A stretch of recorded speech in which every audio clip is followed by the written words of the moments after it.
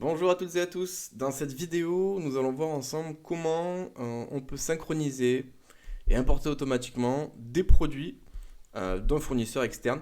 Typiquement, par exemple, on retrouve beaucoup ce genre d'utilisation sur les sites de dropshipping, par exemple, où on va synchroniser directement le catalogue produit ou une certaine catégorie d'un catalogue d'un fournisseur et qu'on veut l'importer automatiquement sur notre site internet pour au lieu de tout rentrer à la main. Imaginons si vous avez 500 produits à rentrer, vous allez peut-être plutôt préférer les synchroniser et les importer directement depuis votre fournisseur. D'autant plus si ce fournisseur-là vous fournit un titre produit clair, des prix, une description produit et des photos. Si vous avez déjà les photos directement dans le fichier, à ce moment-là, ça vous évitera de repasser manuellement sur chaque fiche produit, de tout réinjecter un par un, ainsi de suite.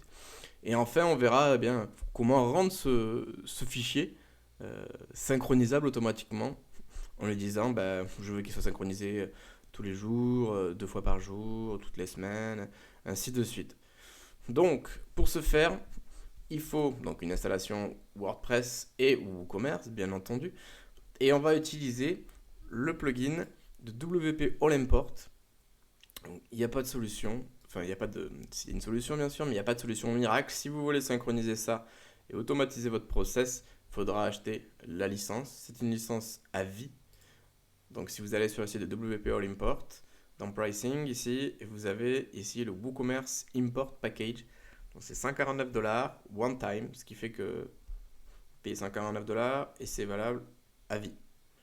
Donc vous pouvez l'utiliser autant de temps que vous voulez, vous bénéficierez des mises à jour, ainsi de suite. Donc une fois que vous l'avez, je vous conseille de l'installer.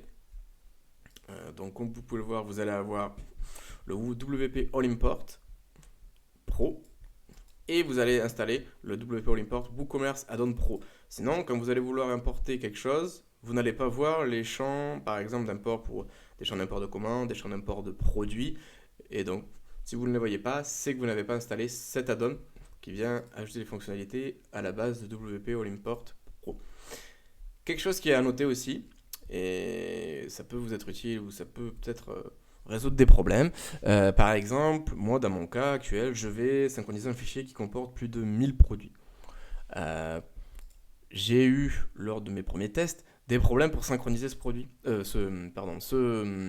fichier. Pour la simple et bonne raison que j'ai Smush installé. C'est pour compresser des images en fait automatiquement lorsqu'on les upload sur WordPress. Eh bien, si vous avez cette extension ou Rusmushy ou Imagify, comme c'est une extension qui va compresser automatiquement les images dès que vous allez les upload, le problème c'est que ça risque de faire planter votre serveur ou d'avoir un fichier, enfin, de traiter l'import de vos produits très lentement. Parce qu'imaginez que vous avez un produit, enfin un fichier à synchroniser et que dans chaque fiche produit de votre prestataire, vous avez, je sais pas, j'ai une bêtise, mais vous avez 5 photos.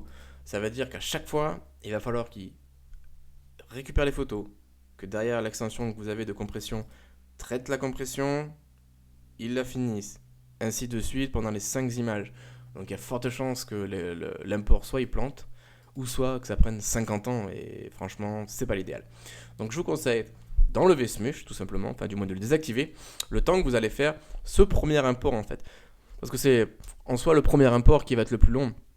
Les prochains qui vont juste servir à ajouter des produits, théoriquement vous n'allez pas avoir 500 produits d'un coup à chaque fois, vous en aurez peut-être 5, 6, allez 10, ajoute de nouveaux produits, mais c'est pas ça qui va prendre 50 ans en fait à être ajouté sur le site, même si vous avez une extension de compression d'image qui est activée après. Donc je vous conseille de la désactiver si vous avez une extension de compression d'image et vous la réactiverez une fois que c'est terminé et vous irez compresser, vous lancerez la compression juste après. Comme ça au moins ça évitera de ralentir le serveur. C'est quelque chose de très important parce que voilà, ça m'a bloqué donc je préfère le préciser. Donc eh bien, maintenant on va aller sur le module de All Import et on va procéder à l'import de notre fameux fichier. Donc quelque chose de très important, si vous allez vouloir paramétrer, du moins programmer l'import automatique et dire ok je vais importer ce fichier, du moins je vais actualiser des éléments contenus dans ce fichier de mon fournisseur tous les X heures, tous les X jours, il va falloir que ce soit un fichier qui est downloadable. Donc c'est-à-dire qui vient d'un fichier, d'une URL ou d'un FTP. Si ce n'est pas ça, ça veut dire que vous n'allez pas pouvoir synchroniser automatiquement ce fichier. Sinon, ça voudrait dire qu'il faudra que vous téléchargez le fichier dans votre ordinateur, puis que vous l'injectiez manuellement à chaque fois ici dans Upload File. Enfin, du moins dans Manage Import, quand vous aurez tout le premier import de configurer, vous irez dans Manage Import et vous verrez vos imports que vous avez programmés, ou du moins paramétrés, et vous pourrez réinjecter le fichier. L'idéal, c'est de déposer ce fichier sur un serveur distant, et souvent vos prestataires vous donnent l'URL de ce fichier. Donc en l'occurrence, moi je récupère l'URL de ce fichier, je le colle dans le champ ici, et je vais cliquer sur Download. Ok, mais qu'est-ce que je veux faire? Donc, soit je vais mettre à jour des fichiers existants, enfin, au moins des objets, des produits existants, ou je vais créer des nouveaux objets en fait. Donc je vais choisir nouveaux objets, et là, comme j'ai mis l'extension WooCommerce de WP All Import, je vois WooCommerce Orders, WooCommerce Coupons, Products, Reviews. Donc là, en l'occurrence, je vais choisir WooCommerce Products. Je vais à l'étape 2.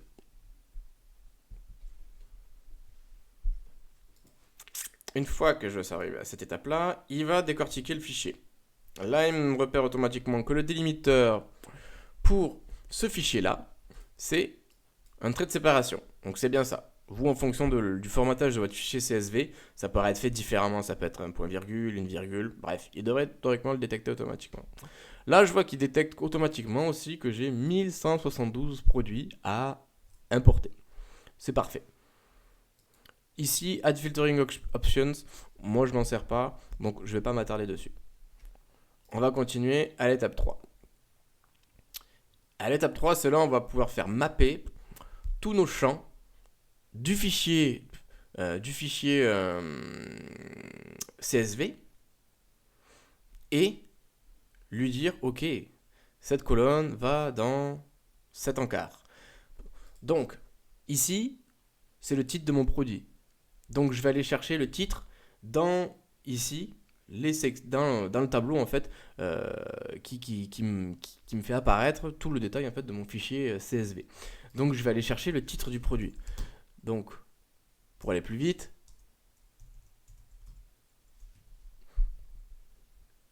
donc on va aller chercher le titre du produit. Le titre du produit, je l'ai ici, c'est le name. Pour mapper un fichier, pour mapper le nom d'une colonne et lui dire ok, cette colonne elle va aller remplir automatiquement cet endroit dans mon back office, il suffit que je clique dessus. Vous voyez, il y a quelque chose qui apparaît. Alors ça peut bugger de temps en temps, je ne sais pas pourquoi. Voilà, là ça apparaît.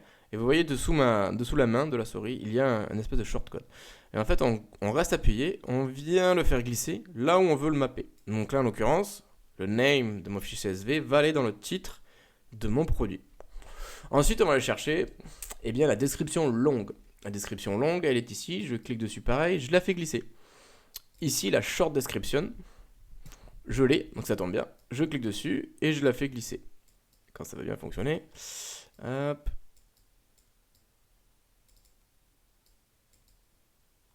Ok. Alors, en fonction de vos fichiers sources, enfin de votre fichier CSV, bien entendu, vous n'aurez pas forcément la même chose que moi. Moi, le fichier CSV est archi complet, donc j'ai vachement de champs, je peux faire un petit peu ce que je veux. En l'occurrence, souvent, les prestataires ne donnent juste un titre, une description, et encore, des photos, pas tout le temps, et un prix d'achat. Donc, vous avez des fois le strict minimum. Mais moi, ça vous invite de tout faire à la main. On peut ensuite faire preview et on va voir automatiquement si ça mappe bien comme il faut. Donc je vois bien mon titre et je vois bien ma description. Donc c'est parfait. Ensuite, ici dans WooCommerce Add-on, on va pouvoir lui dire tous les éléments du produit. Donc c'est-à-dire le poids, le code produit, le prix, etc. Donc mon SKU, je l'ai ici. Donc je vais aller le chercher, je le fais mapper, le regular price, pareil. Donc j'ai mon prix TTC, hop, voilà. On peut aussi ajuster les prix, dans le sens où si vous voulez, par exemple, marger sur le prix, si votre fournisseur vous donne le prix en fait d'achat que vous l'achetez. Donc c'est le prix que vous allez indiquer ici. Mais donc, si vous voulez mettre, je ne sais pas moi, que vous voulez marger de, on va dire, 50% sur le prix d'achat que vous faites chez votre fournisseur. À ce moment-là, ici, dans Regular Price, vous allez mettre 50. Et vu qu'ici, il y a pourcentage ou euros. Vous allez mettre 50, ça sera 50%, mais ça va être du coup, le prix affiché sur la fiche produit, ça sera 50% du prix TTC de votre fournisseur. Donc si vous voulez marger plus, ce qui semble logique, vous allez mettre par exemple 110% du prix régulier donc, que votre fournisseur vous donne. Ou 1 euro, comme vous voulez. Si vous voulez mettre des marges de 20 euros sur chaque produit, à ce moment-là, vous mettez 20 en ayant bien mis euros comme je viens de le faire ici. Et à ce moment-là, vous aurez 20 euros en plus sur le prix synchronisé de votre fournisseur. C'est des calculs qui sont automatiquement. En l'occurrence, je vais laisser le prix de mon fournisseur. Je coche Remove Currency Symbols from Price parce que de base, WooCommerce va m'injecter le symbole. En l'occurrence, moi, je ne l'ai pas. Donc ça va, mais je le laisse quand même. Et le reste, je ne touche pas. Si je clique, je vois que ça formate comme il faut. Ensuite, le reste pour moi, tout est OK. Donc je ne vais pas y toucher. Inventory. Là, on va pouvoir gérer le stock. Donc en l'occurrence, on va dire oui, on gère le stock. Le stock quantity, je vais aller chercher mon stock. Hop, voilà. Donc là, je vois mon stock. Je le fais glisser, pareil, ici.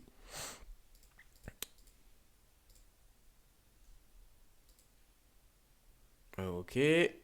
Ensuite, le shipping, on peut, si votre fournisseur, dans son fichier enrichi, vous donne ces dimensions, vous allez pouvoir les mettre directement dans votre fiche produit. Donc si vous avez le poids de votre produit, c'est parfait, vous allez pouvoir le synchroniser.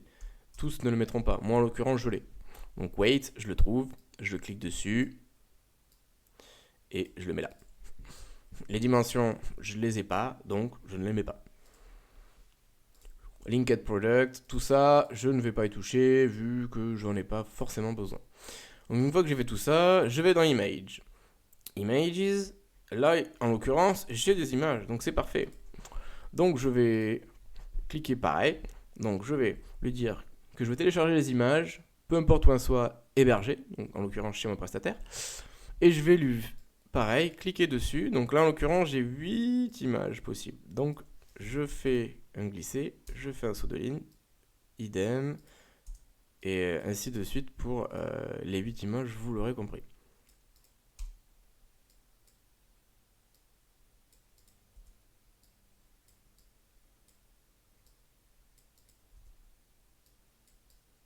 Ça peut être un peu long, hein. Surtout quand ça marche pas à moitié. Alors, hop. Je ne sais pas pourquoi ça fait ça, en vrai. Hop. Voilà. Ok. Donc une fois que c'est fait, on peut même faire un petit preview and test. Et on va voir qu'il récupère bien les images. Voilà. Donc c'est bien les 3 photos. C'est bien ça. Ok. Donc si c'est fait, ensuite on peut regarder les informations qu'il nous dit en dessous. Donc, serve through, importing image, je veux les faire matcher URL, c'est très bien. Je veux garder les images dans la bibliothèque des médias, oui. Je veux que la première image, du coup, la première image que je vais mettre ici, ça sera l'image mise en avant. Donc c'est la miniature de ma fiche produit. Ok, c'est parfait. On peut ensuite mettre plus d'options au niveau du SEO. Si vous voulez définir un nouveau titre, etc. Vous pouvez avoir la main là-dessus aussi. C'est pareil, vous faites glisser les éléments que vous avez dans votre fichier CSV ici, et ça synchronisera automatiquement. Si vous avez des custom fields, vous pouvez aussi.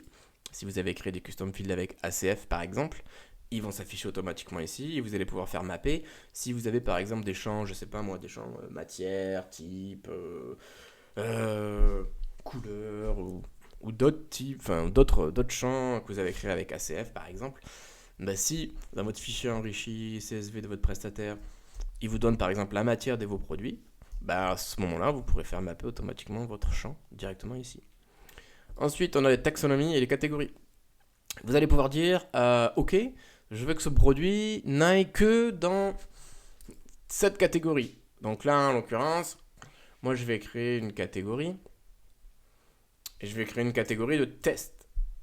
Ça peut être bien dans le sens où si vous voulez, si vous avez plusieurs fichiers à synchroniser de prestataires différents, ben, vous allez pouvoir faire apparaître tous les produits de ce prestataire dans cette catégorie-là. Et ce qui fait que pour vous, derrière, ça sera plus simple à les retrouver en un coup, en fait. Il suffira que vous allez dans la catégorie en back-office ici, que vous cliquiez ici sur le chiffre qui représentera le total de vos produits qui sont dans cette catégorie-là. Et à ce moment-là, vous verrez tous les produits.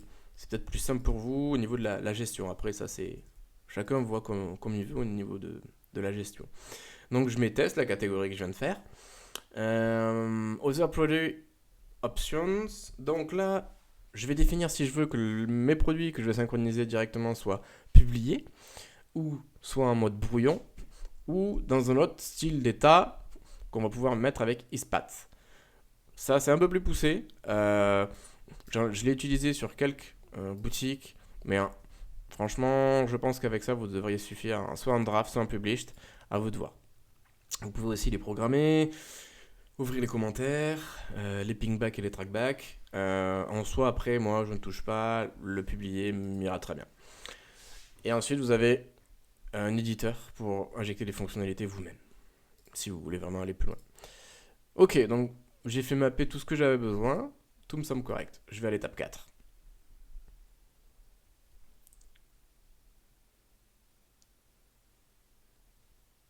Ok, donc dans l'étape 4, maintenant, soit vous allez pouvoir autodétecter les identifiants uniques. Qu'est-ce qu'un identifiant unique? En gros, c'est si demain, du moins pas demain, mais dans la prochaine étape qu'on va voir, si vous voulez lui dire, ok, je veux que ce fichier, du moins ce réglage de fichier d'importation puisse être exécuté plusieurs fois par jour ou à X intervalles de jours régulièrement, eh bien, il va falloir qu'on puisse dire, ok, si dans ce même fichier, la prochaine fois que je vais le charger, je détecte qu'il y a un produit que tu as déjà, qu'est-ce que tu veux faire de ce produit? Tu veux le supprimer, tu veux l'actualiser, tu veux changer uniquement que ça ou rien faire, hein, typiquement.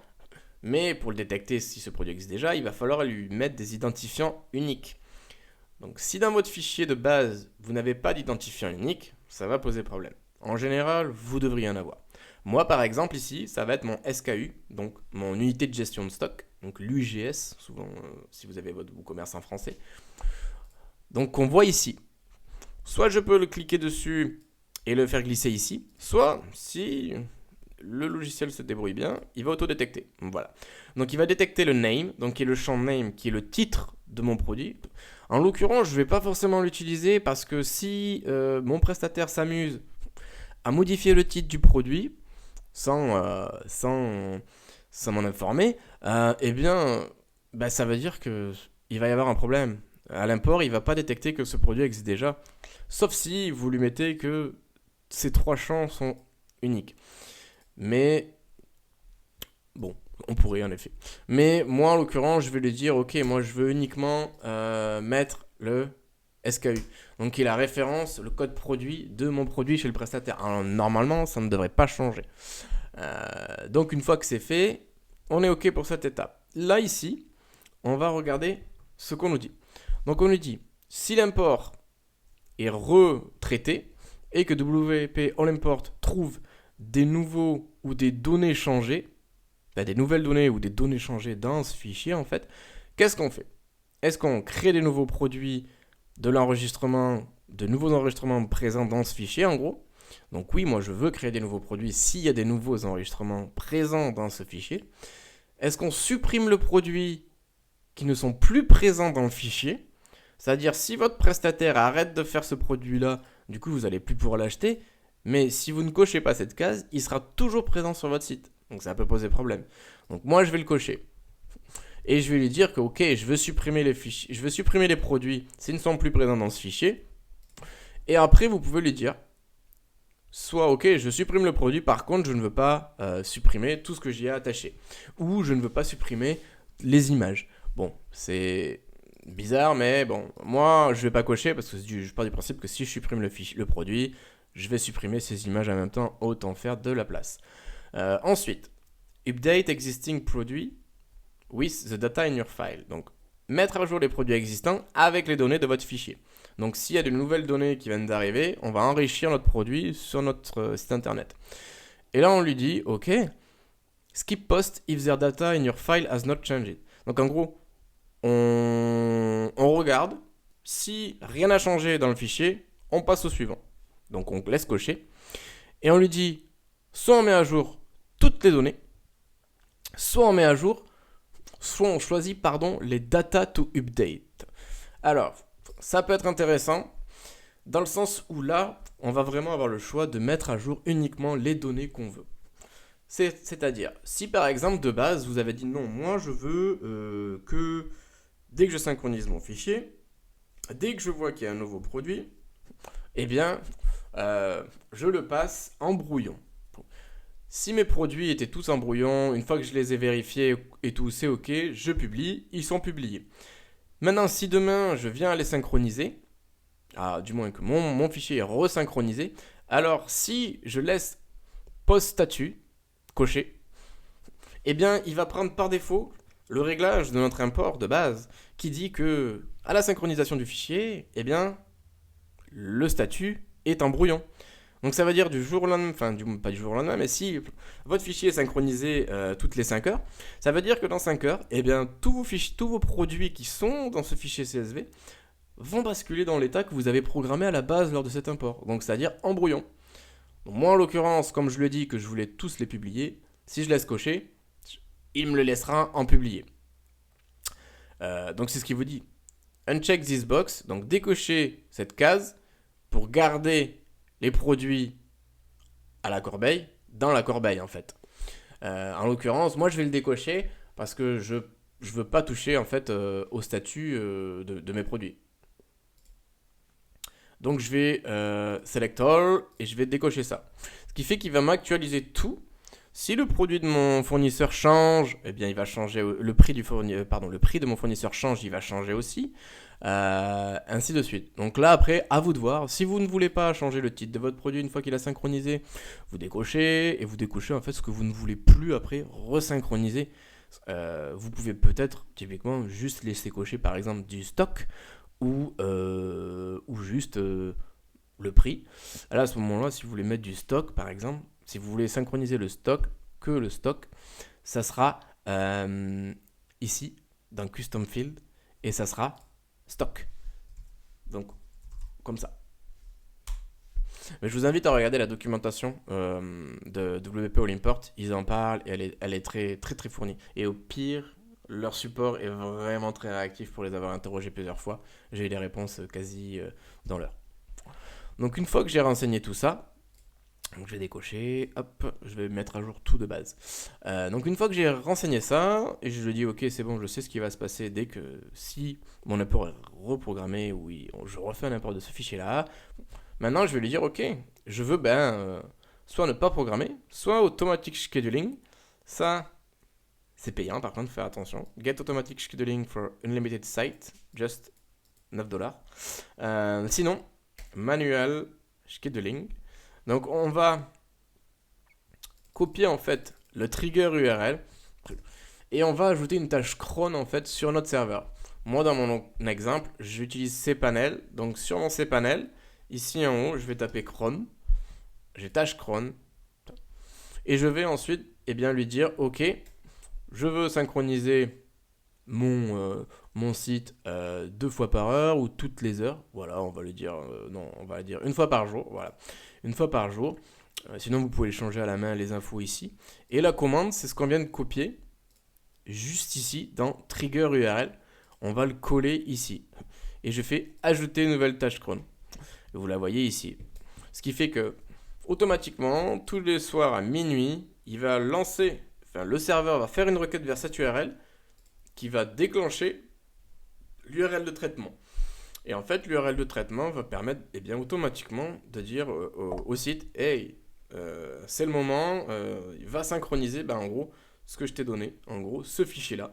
Tous les soirs à minuit, il va mettre à jour s'il y a des nouvelles données, il va ajouter des nouveaux produits ou il va mettre à jour automatiquement les stocks.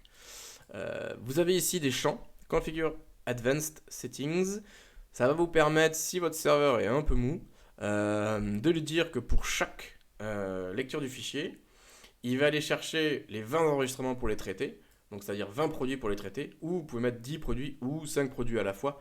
Ça va dépendre en fait de la capacité de votre serveur. Si vous avez des erreurs lors du traitement de votre fichier, fort à parier qu'il va falloir que vous baissiez le nombre d'itérations, à chaque itération, le nombre de processus que vous allez faire et le nombre d'enregistrements qu'il va traiter à la fois. Donc tout ça, ça va dépendre de votre serveur. Donc là, je peux pas trop vous dire grand chose de plus. Donc moi, je vais laisser 20 parce que je sais que ça passe. Donc une fois que c'est fait, je fais continue.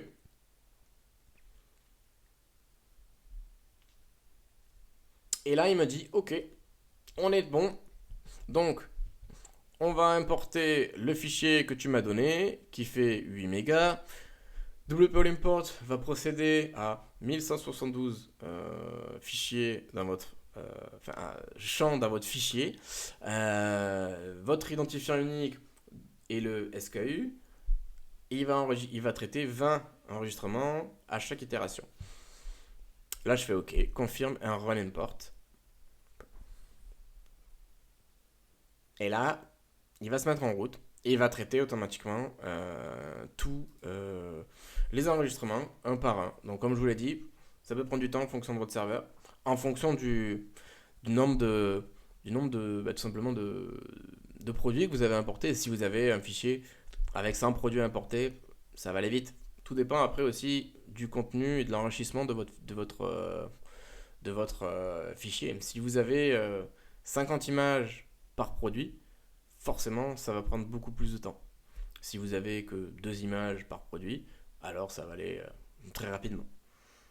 Voilà, donc on peut voir qu'il est en train de traiter le fichier petit à petit. On voit qu'il en a procédé à 20, qu'il en a créé 20. On peut voir ici ensuite l'état où ça en est, ce qu'il est en train de faire. Si vous avez des erreurs, ça sera noté ici. S'il met à jour des produits déjà existants, il y aura marqué updated, le nombre, et created s'il en crée des nouveaux. Voilà en gros ce qu'il faut savoir. Et vous pouvez aller directement dans vos produits et vous voyez qu'il est en train de les ajouter petit à petit et qu'il est bien mis dans la catégorie test qu'on lui a mis. Donc tout se déroule très bien. On a nos produits, notre UGS, la gestion de stock, les prix. Si j'actualise là, j'en ai 15. Si j'actualise, je vais en avoir un petit peu plus, théoriquement. Voilà, là j'en ai 37. Donc c'est parfait. Tout se déroule tranquillement. Donc voilà, on voit 40. Donc il a bien traité 20 de plus. Voilà, donc il faut juste prendre du temps, laisser tourner et attendre que tout soit synchronisé et en ligne sur votre site. Si vous avez des questions, je vous invite à vous manifester dans les commentaires ou à mettre des commentaires sur l'article de blog qui traite de cette vidéo si vous êtes sur YouTube et laisser un petit pouce bleu sur la vidéo sur YouTube. À bientôt.